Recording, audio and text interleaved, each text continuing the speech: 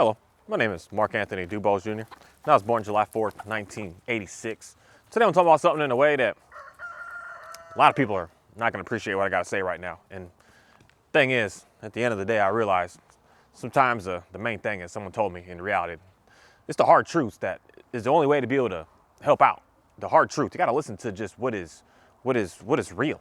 And stop listening to the fairy tales and thinking that the fairy tales are what's going to be able to bring you any sort of success. Sometimes the main thing is it's that thing that's just, or get out of here, that is hard to hear. But once you hear it, you have no choice but to realize that you've heard it. You got no choice but to, in reality, do something about it, no matter what is, if it's a way to get better with it or a way to get worse with it. And today I'm talking about dogs in a way that is going to be very, very challenging. Because something that I'm just starting to get into is looking at and going to more and more of the rescues and the shelters and seeing the differences between different locations and different areas and seeing the different setups that people each have and the different ways that people are taking care of the dogs and the different needs and the desires that they're thinking that these dogs are needing to be able to, say, find a new home. Because the rescues are looking to take the dogs away from a said bad situation to put them in a said better situation. And the shelters are very fascinating because they're just there for lost dogs. The city comes in and gets all dogs and it's the lost dogs. And something that, I didn't really understand. So I just want to say that up front to, if you're unsure what we do in the United States of America, even your country may be different. You find a stray dog and they probably just put the dog down instantly, just they find it. But here we got like a waiting period. See if someone shows up and see if someone gets it. And that waiting period is not that long. I think it's not even 2 weeks max for most places. Then after that, the dog is up for, I think it's here in Georgetown, I think it's 3 or 4 days. And then a dog is instantly available for adoption. And then after that, if it's not adopted and it's considered what is considered a classification of said dangerous dog or just a hard dog to handle, they just put the dog down. And there's something that is just fascinating about all this because we have all these organizations that are trying to help and trying to get these dogs that are in stress and de-stress into better places and better situations. And something that I've just come to realize is majority of all these places are doing the opposite of that. They're actually making the problem worse. And I'm going to say that in a way of your main focus is to try to house the dogs and not actually get the dogs to be in a better place. There's something that I've just knowing across the board. There's a video that I made that I had to watch again of, are you loving your dog by showing it hugs and kisses, or is that actually just destroying the dog? And that's the one thing that, we love to do as people, as human beings, that we go to the shelter, we're like, oh, poor dog, sad dog in here. He's barking, he's going crazy, he's in the corner, he's cowering. Sad dog, sad dog. And I want to bring that dog in. I'm gonna give that dog all the treats in the world. I'm gonna give that dog all the praise in the world. I'm gonna give that dog all the hugs and kisses in the world. I'm gonna let that dog just sit and smother me and hug it and hold it and just be all on it. And I'm gonna do this because this dog needs love. That's what this dog needs. It's so sad sitting in the shelter. There's one thing that I think that a lot of people are forgetting. Why the heck is that dog in the shelter to begin with? If it was just the greatest of greatest dogs, it wouldn't be in there. And if it is in there, and it's just that greatest of greatest dogs, it wouldn't be in there for long. And majority of the dogs in these situations, especially when a said rescue company group is coming in, these dogs have been there for more than days, weeks, months, some of them years. So they're like, I need to pull this dog out of here because the dog needs help. But the main thing that we're forgetting about is why that dog got there in the first place and coming at that dog in a very confusing way to try to communicate to that dog that I'm here to help you. I'm here to get you out of the said stress that you're in. Where it's fascinating because I keep going to a lot of places and there's something that I've just come to realize. A lot of people are so against the whole caged and kennels and all this stuff, and I'm going to say that that's new. We breed dogs and used to breed dogs, and majority of people still to today breed dogs. They're in kennels. They're in what people call is quote unquote captivity. They're not just free range, free roaming. There's no such thing. And that's just foolishness to think that the dogs are more stressed because they're in a said caged environment as opposed to being free. Because the one thing I am going to say is majority of y'all do not have free dogs because you have zero recall, you have zero control, you have zero just understanding with that dog. So the dogs are never not never, but most never in an absolute free state. They're always contained and controlled. And it's something that I've just come to realize about a lot of these shelters is the situation for most of these dogs in there, not all, but all of these dogs in there is actually a really, really good one. The dogs are being dogs. They're able to do dog stuff. They get free food for doing nothing. They get free, good, clean water. They get free housing. They get a warm place to go, a cool place to go, and they get to bark all they want. They get to be a dog. They get to do all the dogness of dog that a dog wants to do. It's just be wild and just be free and go to sleep when it wants and wake up and do what it wants and bark whenever it feels like it wants to bark and just be a dog. It just express its whole dogness. As opposed to what we as humans do is something that I'm doing with this dog, which is not natural. I'm telling him to stay with me. I'm giving him zero choice. Like, he appreciates that and is cool with that at this moment today, but it's in reality, it's very foreign for a dog, for us to be holding him and telling him, come here and stay with me. You're with me. This is what I want from you. You know, that's not something that is like friendly, is not nice. And you know what's even worse is if I come to this dog and I'm just like, oh dog, oh poor dog, oh sweet dog, oh he's so hurt, he's so sad. That is destroying the dogs, especially if you have a dog that looks like this. You got a dog that oh Johnny, you can go. You got a dog that looks like this. These dogs are serious about business.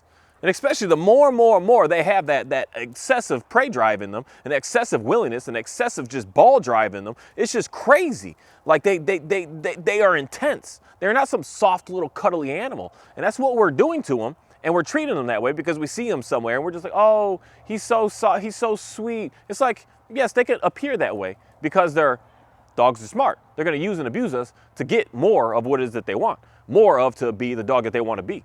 And that's something that I think we're messing up with, understanding that taking dogs from a place, thinking that it's in a bad situation, it's in a bad place, it's in a bad environment, it's in a bad this. Oreo, get off my car. Get out of here.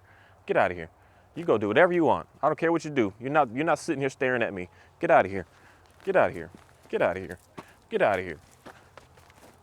You've been hounding me. Oh, every dog I'm holding, you hounding me. This dog is all up on me. I'm putting too much pressure on my dog right now. My border collie likes to, he do a lot of fence fighting with this dog, and he look at him wild. I don't know what it is. It's fascinating. It's pretty funny. But it's dogs being dogs, and dogs expressing their dogness. Dogs just being able to enjoy being what is it they are. That's why when you go to the kennels and the shelters, the dogs are barking at each other and yelling at each other. You won't realize, like, if you're really studying these dogs, if you're really looking at them and get out of your feelings, get out of your emotions, get out of all of that and just look at the dogs, you're going to realize that these dogs are happy as all hell could be. These dogs are super excited. These dogs are like having a dang on good time. Not all of them. You're always going to focus and see that one that is stressed, that is like, I don't want to be here. But as far as the most that I constantly keep seeing in these places, these dogs are having a blast, man. These dogs are just having a good, they love barking.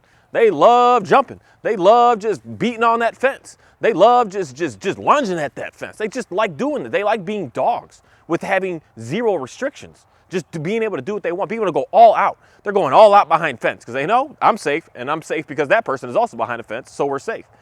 And one thing that we're doing with these dogs is, for one, not realizing why they got there in the first place, because they were so awesome, they were so amazing, they wouldn't be there. You're not going to find any of my dogs in a shelter, unless the day I pass away or something. But even if I passed away, there's going to be something set up for where these animals are going to go to make sure that they're fine. And anybody that starts to handle and work with any of my dogs, say, I'm cool with these dogs. I'll keep this dog. Because they have a basic understanding of being able to be somewhat good with pretty much anybody. I mean, my daughter moves and handles this dog at this point. He's super chill. He's gone from crazy to being all right. And it's something that we're looking at the dogs to house them, to try and like give them a new, better so-called place. And we're stripping the dogness from the dog. And then what starts happening is the dogs end up getting worse. Because this is something that I don't know at all, but something that I'm doing a lot more research in and trying to get more further in. That the dogs that are getting moved and shifted and going to this place and going to that place, they're not actually going or doing anything, because all we're focusing on is giving the dog love, which is hugs and kisses, as opposed to focusing on the main thing that we should be focusing on, which is getting that dog trained, getting that dog understanding, giving that dog manners, giving that dog a sense of security, giving that dog a sense of peace, giving that dog something that we need to start doing with understanding what dogs are, which is being under our control, which is being under our management, which is listening to us, which is taking, there's all kinds of words, but I just like going straight up to the words that just get in people's feelings. Taking orders from us, taking direction from us, understanding what correction is from us. This is something that we should be doing with dogs, because this is what dogs are. This is what dogs thrive off of. The more and more that we're just allowing dogs to just do whatever the heck they want, the more and more they turn into just absolute what they are, savage beasts. They're not supposed to be that if we're trying to introduce them to us. So something that we're doing is thinking that we're helping by like getting the dog from the rescue, getting the dog from the shelter and bringing it home, because you got this whole sad sobbing story that you have with this dog on, I need to hold it. I need to just feed it treat after treat after treat. And that's one thing that I think is fascinating, that I don't know it all, but I just see certain things with certain scenarios and certain stuff, that you're giving a dog that you just met a brand new dog. You're giving it treats, and then you're going to say, this is a good dog. That's the one thing that I think is dangerous, because when those treats go away, then who is the dog? Then what's the dog all about? Then where are you going to be with the dog? Because a dog like this here, day one, inside of this kennels, you'd give him treats. You would say, oh, this is a sweet dog. He's going to look like he looks now. But he got a bad rep in the place that I got him, because he bit any person that ever tried to open his kennel door. He bit them, and it wasn't some soft stuff. Anybody that tried to pick this dog up, he bit them, because he felt threatened from coming into my kennel, coming into my home, coming into my stuff. And the first time he did it and he realized he got success, he just continued to keep on doing it. So every single person that ever saw this dog was terrified of this dog. They didn't want to go in and clean this kennel. They didn't, because they had these guillotine doors, even to kick him outside to clean. They didn't want to do that, because he would beat on that door. And they could break those doors down. And everyone was scared to walk past this dog, because he was throwing hands and putting hands, and he was savage. And he was able to continue to do that. But when you walked to him and you would give him a treat, he would just sit there like, hi. How's it going? And you would end up taking a dog like this because you saw that said cuteness and brought it home and realized you ended up in a disaster. And that's majority in reality, I'm going to say, of what a lot of the said shelter dogs and rescue dogs are. They have disciplinary action issues. Camera malfunction. But the dogs are having disciplinary action issues with not being able to take order and take direction and take correction from us as human beings. And if we're sitting there just giving it hugs and hugs, we're just continuously keeping on getting that dog to be able to get more and more and more savage, turn more and more into what it is and what they truly are, which you've seen and saw inside of the kennel before you showed up with the treats to try to get that dog to pay attention to you. And I see this just many of times with many of the dogs. I see them jumping and going wild, showing who they are. And then you give them a treat and treat and treat and treat. And then you watch them just sit there and look so pretty to you. The thing is, we can't, as human beings, just continuously keep on giving a dog a treat after treat all day forever. That's not realistic. That's never going to be an option. And then when you stop giving them those treats, that's when you're going to start seeing the craziness start to come out.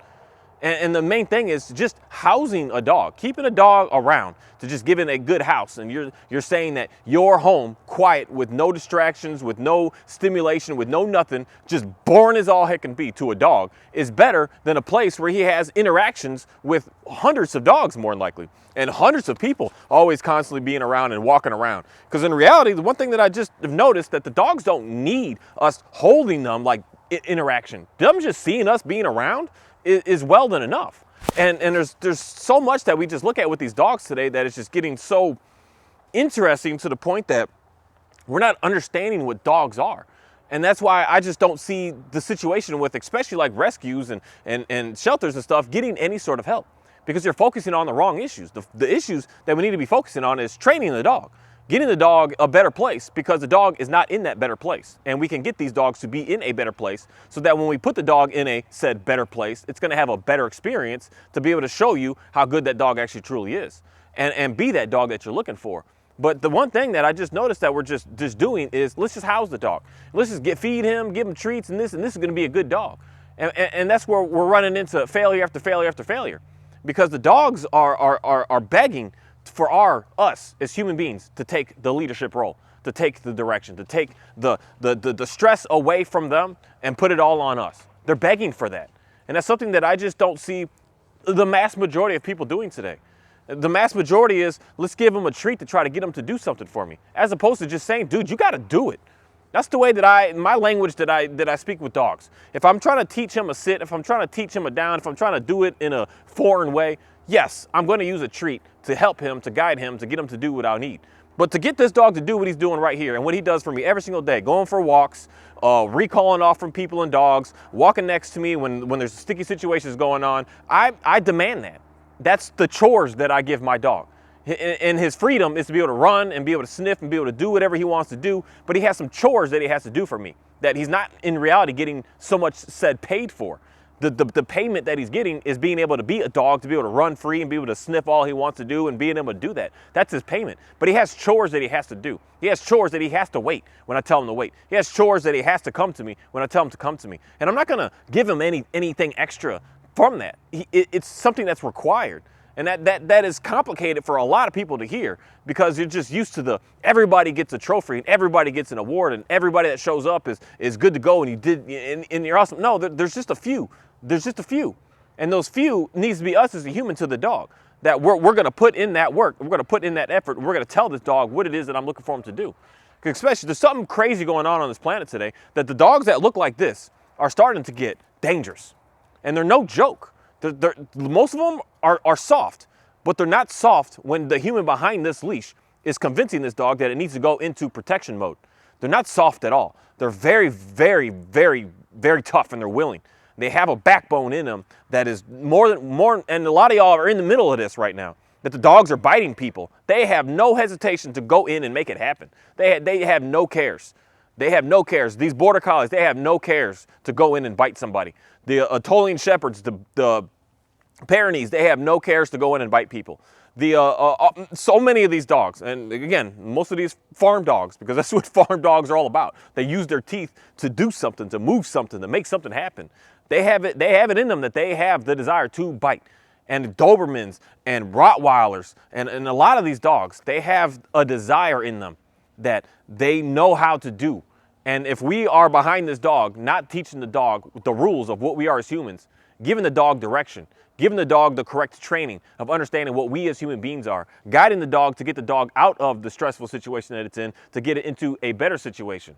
That's why for me, I always put this dog through stressful situations so that he can get through it. That's the only way that I've been able to get better with him. He was scared of just simple things, little loud noises, little loud ticks, little loud cars driving by, kids yelling too loud, the bikes, the coaster on the bike that makes that sound when you're not pedaling. It just makes that sounds like a snake in reality. He was scared of all of these things. And he would bail. We were walking on the trail. I'm like, dude, we can't run away from bikes. There's bikes on the trails. We're in this. And a lot of these sounds, that was just freaking him out. And a lot of these sounds freak out a whole lot of people's dogs. And if I allow him and I keep looking at him, oh, poor baby, every single time, this dog is going to get to the point that I see majority of these dogs out here looking like, just terrified and ready to go to battle. And when you're telling them to go to battle, it's a very, very, very dangerous thing.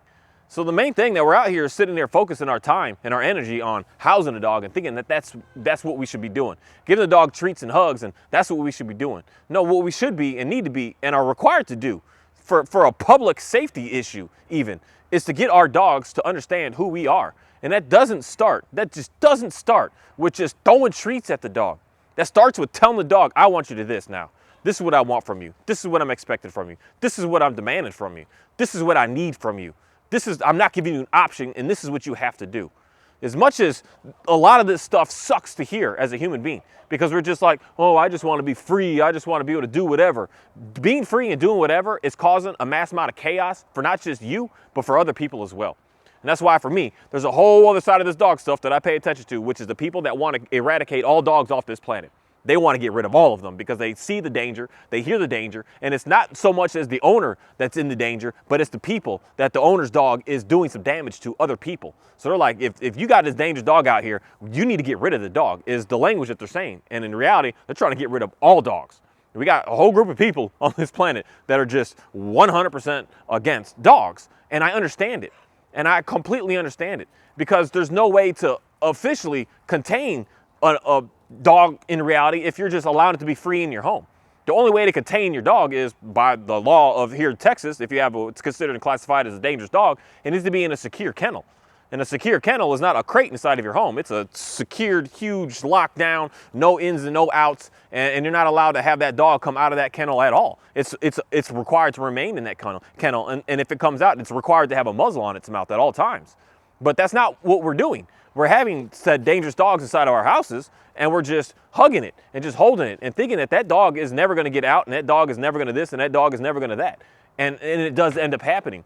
And it ends up happening more and more and more today. More and more to the point that there's something I said years ago on a video that I just see as being the reality. That more and more every single day, you're going to start to see that dogs are killing people, and dogs are mauling people to the point that they no longer look like themselves, and dogs are just absolutely destroying people. And it's the unfortunate thing that it's the majority, it's children. Majority of what dogs are destroying is children. And it's something that we should be required to. If we are trying to get into a business, we are trying to take a dog. Oh, these dogs trying to fight with this donkey. I don't know why that's funny to me, because I know they're always going to lose. But we are required to get these dogs to get into a better place.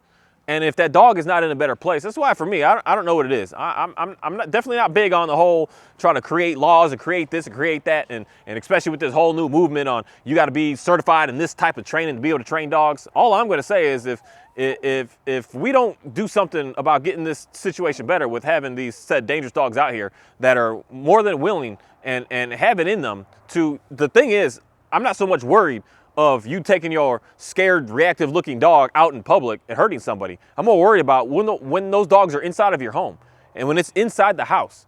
And when you're the male person, this is what male people got a bad rep, man. You scared of dogs. I get it, because you're walking into that dog's territory. And once you walk into that dog's territory, that dog has, even if it's scared, it has it inside of himself to put teeth on somebody. That's me personally, the only cases that I've worked yet so far that dogs have bit people, it's happening in the home. It's not happening taking your dog out for a walk. It's not doing that. It's happening inside of the household. And it's worst case when it's happening to the owner of the dog in the household. And this stuff is getting out of hand. And it's getting very, very out of hand, to the point that if that front door ever opens and that dog happens to slip out and you happen to be walking on the street that day and you happen to be next to that dog's home, you're going to be in a very sticky situation. Now, I've known people very close to me that have been bit by dogs and have had their dogs killed and bit by dogs that are just walking in front of somebody's house. But taking your dog to the lake, I don't know why, but I'm just not scared of none of them dogs. I don't care how much they flipping out. Today I had a dog just flipping out like crazy, all in my face, showing teeth, and it was drooling, it was going crazy. I don't know why, I just don't care, because I know that dog's not going to do anything. The dog has zero intent. But now if I take that same dog and I take it to its house, this is a different situation, because a dog looks at the world, looks at life much differently inside of their home. Because in their home, they know they have nowhere to go. They're caged in, they're locked in, so they have to do something. So as much as most of these dogs are going to run away, a lot of them are going to come back and try to do something to you. And that's something that we can't just keep taking dogs and thinking that we're just going to hug them and hold them and just give them treats and thinking that that's going to do anything for them. The dogs are dogs. And there's so much that's getting confused today that I try not to throw any judgment or have anything in there. But when stuff on my Instagram comes in, when I'm just like, oh, how many kids you got? And then they show a picture of a dog in onesies and stuff and just talking about how these are my kids. And it's just, the only words I can use with this is just foolishness. It's foolishness. And these dogs are dogs. They are not human beings, and they never will be. These dogs are dogs. They like us. They love us, but not the way that we as human beings, I believe, are perceiving what that love is that these dogs are giving to us. These dogs are not in love with us. They're not unconditionally loving us. They're using what it is that we are able to offer to them, and they're doing what it is that we're telling them to do. And it's something that I think is getting confused with a lot of people today. That your dog isn't in love with you the way that your child is, the way that your husband or wife is, the way that your mother and father especially is. The way that God loves you. These dogs don't love us that way. They are incapable of doing that. They're begging for us to just show them what to do, tell them what to do 100% of the time, and being able to guide them in the right direction of what it is that we are looking for them to do. That is what they're requiring. And once you start to do that, you'll see that the dog will give you a sense of trust and respect, not love. They're going to respect us. They're going to honor us. They're going to be there for us. But not in the sense of because, oh, sweetie, I love you, you're doing this for me, and I appreciate you. The dog just doesn't care. The dogs don't respond that way. And we as humans have that stuck in our brains. Again, I'm going to say I know why, but that's again, the majority of stuff I talk about outside of dog training stuff, that I got to figure out how to get more time. I got to find more time. I've been praying about saying, can I get 25 hours a day? This 24 is a little limited, because I need a little bit more. Because I still got a lot of other stuff that I need to talk about to help out the main help. Because like I said, when I come and work with people that are having serious issues with their dogs, my message really is very limited about the dogs. It's very heavily on what's going on with you. What's going on with you? Your dog is anxious, and I can see that in you. What's going on with you? Because if you don't fix you, your dog is never going to, not never, but it's not going to get any better. Because you're not going to be able to be that leader to what that dog is looking for. If you're super scared and nervous and worried and frantic and frightened all the time, your dog is looking for a leader. And it's not gonna look at you as that. You're holding it. And don't assume that that dog likes you, because this is where people run into very, very sticky situations. You think that your dog loves you, and then that's when it bites you, the second that you least expect it. The second that you're sitting there on some, oh my goodness, my dog just, what did it just do? It just happens. It just happens. And it's constantly keep on happening. Anybody, go find some YouTube channels talking about the people that don't like dogs. They got video after video after video every single day, 4 or 5 or 6 a day, that 4 or 5 or 6 or 7 or 10 dogs have bitten someone to the point of death and or to the point that they are no longer who they are. And they all, not all, but 99% of them have the same story. Everything was so great, and then one day it just, I don't know what happened. And the dog just bit my whole neck off and bit my face off. It just bit my whole body apart. It just bit my kid, shook it, killed it, and threw it across the room. It's the same stuff that these people are saying. And someone would say, oh, they're victims, and it's not. It's us not doing what we're supposed to be doing with these dogs. We're just giving them a house. We're not giving them what they need, which is direction, which is guidance, which is a sense of safety, knowing that I'm going to be able to protect it, and not that it needs to protect itself. Hey, Johnny, get out his butt, man. To be able to protect itself, that I'm going to do that for it. We're not using these dogs, from a video yesterday that I just talked about, we're not using these dogs for their true purpose anymore. And since we're not using them for their true purpose, you should not be putting expectations on your dogs to be able to do what their purpose is. And if you're living in an apartment, you're not going to have a German Shepherd guarding your building and your house and in you, or even living in a neighborhood and having your German Shepherd guarding the house. These dogs are meant to be on some serious space, being able to patrol a serious amount of area, being able to be on edge, walking around and just going and going and going. So my property here is just shy under 3/4 of a mile. This dog right here, if I let him be free doing what he was doing, he would be walking this perimeter every day, probably 20, 30, 40 times. He would just be on the go.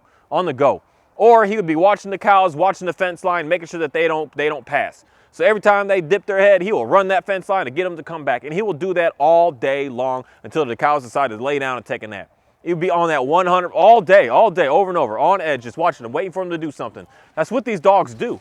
They're very, very good at that job, and they still have those same instincts in them. And you're going to expect this dog to sit here and guard you and protect you. You're going to run into a very, very sticky situation.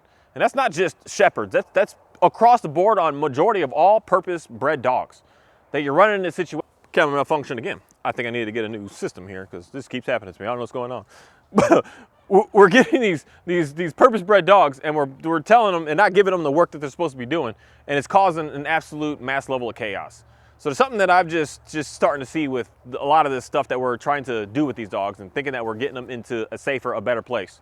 And the better place that we need to be getting them is by giving them the correct understanding who we are as humans, giving them the correct understanding of how to treat us, how to be around us, how to do with us, and not sit here and not sit. I never hear this dog bark. You good, Kahi? and explaining to them what it is that we're here to do for them, and not just hugging them, expecting that that's going to get the dog to be able to be in a better place. That is destroying majority of the dogs, and that's why we're having the issues that we're having. That you're trying to bring a dog from the shelter thinking, oh, it's so sweet. It's there for a reason. That's one thing I want everyone to get into your brain. It ended up there for a reason, and it's more likely not a reason that is such a good reason. Even if it's a puppy, someone gave up on that dog and put that dog and shoved that dog and threw that dog on the side of the street, and or the dog ran away. And if it ran away and it was running a free, open, carefree life, being able to do whatever it wants to do, it's not there because it was the most amazing, sweetest, loving, respectful dog. They're just not there because of that.